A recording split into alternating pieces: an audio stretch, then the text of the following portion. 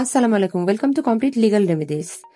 ভূমি ব্যবস্থাপনায় নামজারি একটি গুরুত্বপূর্ণ প্রক্রিয়া। প্রক্রিয়াটি সম্পন্ন না হলে বেশ কিছু সমস্যা হতে পারে। আজকে আমরা এই বিষয়ে একটু আলোচনা করব।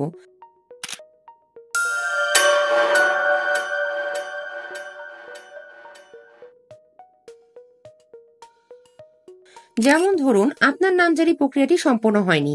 এই ক্ষেত্রে যদি পূর্বের মালিক একই জমিটি অন্য কারো কাছে আবার বিক্রি করে দেয় এবং পরবর্তী ক্রেতা আপনার আগেই খারিজ করে নেয়, তাহলে আপনি অহেতুক মামলা মোকদ্দমায় জড়িয়ে পড়তে পারেন। নিজ নামে ভূমি উন্নয়ন কর পরিশোধ করতে পারবেন না, এমনকি যৌথ খতিয়ানের জমির দখল নিয়েও জটিলতা তৈরি হতে পারে। এছাড়াও ব্যাংক ঋণ নিতে বা ভূমি বিক্রয় বা হস্তান্তর করতে গেলে নামজারি আবশ্যক হতে পারে। যদি কোনো কারণে অন্য কেউ প্রতারণা করে আপনার ভূমিতে নামজারি করে বা আপনার নামজারি প্রক্রিয়াতে ভুল হয়, তাহলে এসি ল্যান্ডের কাছে আপনি মিস কেস মামলা দায়ের করতে পারবেন। তাই ভবিষ্যতের সমস্যা এড়াতে নামজারি প্রক্রিয়াটি সতর্কতার সাথে লক্ষ্য রাখুন। এছাড়া আরো কোনো প্রশ্ন থাকলে আমাদের সাথে যোগাযোগ করুন। Thank you.